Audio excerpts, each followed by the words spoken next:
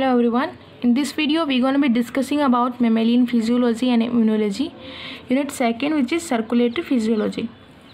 इसमें जो first topic हमें डिस्कस करना है वो है ब्लड ग्रुप. तो ये कुछ जनरल प्रॉपर्टीज़ हैं ब्लड के जो हमें पता होनी चाहिए. First one is blood is a natural colloid. Second one is it is a connective tissue. Connective tissue वो होता है जो आपकी बॉडी को कनेक्ट करके रखता है. ठीक है.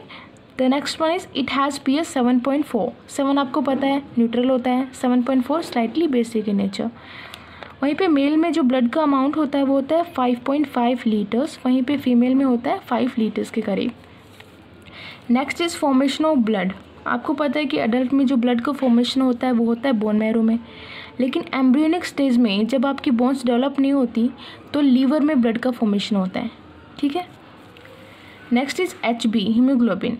तो मेल में जो HB का अमाउंट होता है वो होता है 13.8 to 17.2 ग्राम्स पर decilitre. Decilitre is 1/10 of litre. ठीक है. वहीं पे फीमेल में जो ब्लड का अमाउंट होता है HB का अमाउंट होता है 12.1 to 15.1 ग्राम पर डेसीलीटर. ठीक है. Next is who discover blood group. तो सबसे पहले जो ब्लड ग्रुप डिस्कवर किया था वो क्या था, कार्ल लेंस्टर ने 1900 में. ठीक है. अब ये ब्लड ग्रुप डिस्कवर करने की ज़रूरत क्या पड़ी. पहले जब ब्लड ट्रांसफ्यूजन होता था तो देखा जाता था कुछ पेशेंट जो है वो ब्लड ट्रांसफ्यूजन के बाद में सर्वाइव कर जाते हैं, लेकिन कुछ की क्या है डेथ हो जाती है. तो उसके पीछे रीज़न क्या था ये पता लगा था कार्ल लेंस्टर ने. ठीक है. Next is blood group is determined by the red blood cell. ठीक है, जिसको आप अर्थ्रोसाइट भी बोलते हो. Erythro means red, cytes means cells. ठीक है. नेक्स्ट है ए ब्लड ग्रुप. अब जैसे ये RBC है, RBC के ऊपर जो है एंटीजन प्रेजेंट है. यहाँ पे ए एंटीजन प्रेजेंट है जिसकी वजह से हम डिटरमाइन कर सकते हैं कि जो ये ब्लड ग्रुप है वो ए ब्लड ग्रुप होगा. अभी एंटीजन होता क्या है. Antigen is a genetically determined protein found on the plasma membrane of red blood cell.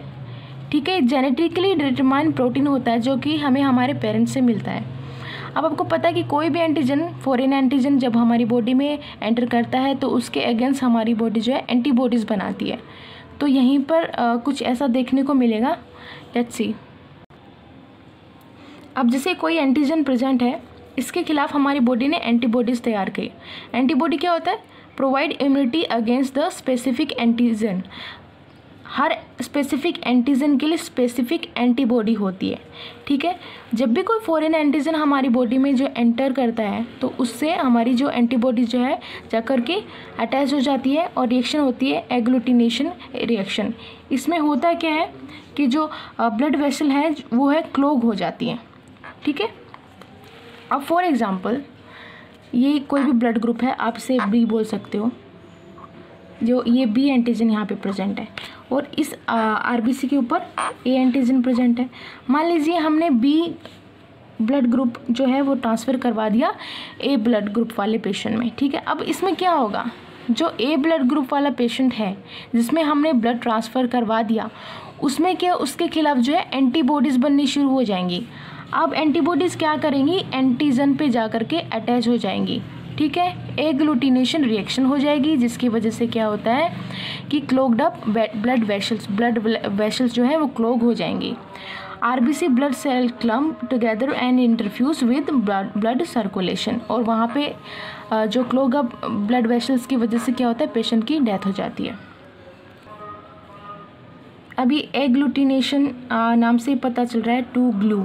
तो यहाँ पर जो है वो RBC को आपस में ग्लू की तरह चिपका देती है. ठीक है.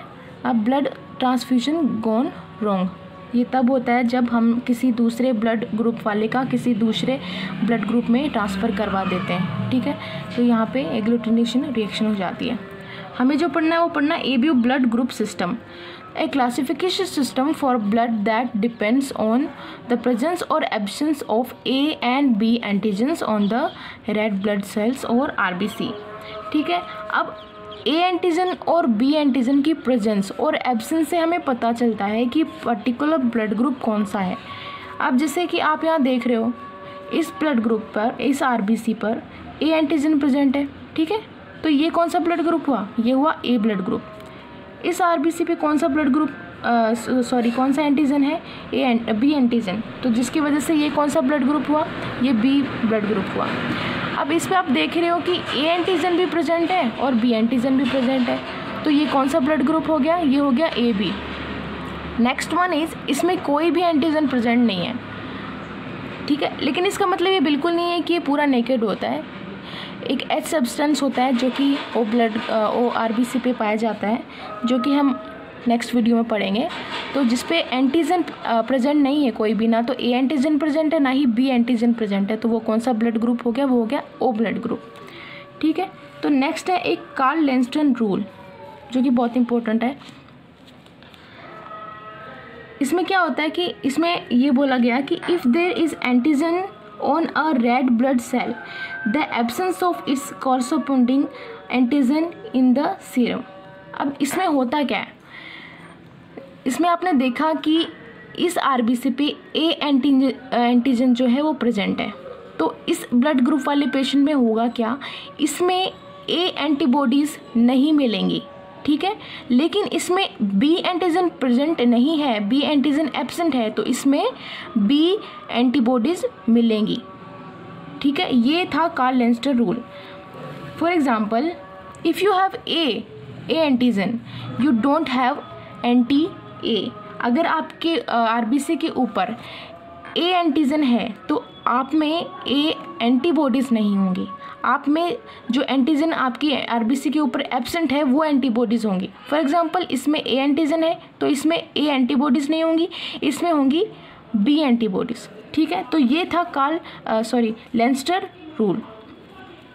अब यही बताया गया है नेक्स्ट, जैसे कि आपके आरबीसी के ऊपर ए एंटीजन प्रेजेंट है तो इसमें जो है बी एंटीबॉडीज़ होंगी, blood group A antigen on the surface of RBC and B antibody in the blood plasma, ठीक है। Next is B antigen. For example, इस आरबीसी पे क्या है, बी एंटीजन प्रेजेंट है, तो इसकी प्लाज्मा में कौन सी एंटीबॉडीज़ होंगी, ए एंटीबॉडीज़ होंगी, क्योंकि आरबीसी के ऊपर बी एंटीजन प्रेजेंट है। In case of A B blood group, आपको पता होता है कि आरबीसी के ऊपर ए एंटीजन भी प्रेजेंट है और बी एंटीजन भी प्रेजेंट है, ठीक है। तो इसमें क्या होता है, इसमें ए और बी दोनों ही एंटीबॉडीज़ जो है वो एब्सेंट होती है, क्योंकि दोनों एंटीजन आपके आरबीसी के ऊपर प्रेजेंट है। तो both A and B antigens on the surface of RBC and no A and B antibody at all in the blood plasma, ठीक है। अब इसमें किसी भी तरह की कोई एंटीबॉडीज़ नहीं होती है, इसी वजह से ए बी ब्लड ग्रुप कोई भी ब्लड जो है वो रिसीव कर सकता है। नेक्स्ट इज़ ओ। अब आपको पता है कि ओ आरबीसी के ऊपर कोई भी एंटीजन प्रेजेंट नहीं होता है, ठीक है। तो इसमें इसके ब्लड प्लाज्मा में क्या होगा, ए एंटीबॉडी भी प्रेजेंट होगी, बी एंटीबॉडी भी प्रेजेंट होगी। Blood group O, neither A और B antibody antigen on the surface of your RBCs but both A and B antibody in the blood plasma.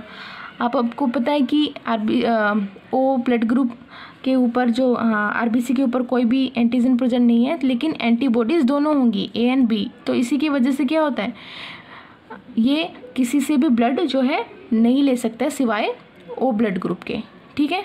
अब next जो है हमें RH factor पढ़ना है और कुछ और भी जेनेटिकली बातें जो है ब्लड के बारे में पढ़नी है, वो हम नेक्स्ट वीडियो में डिस्कस करेंगे।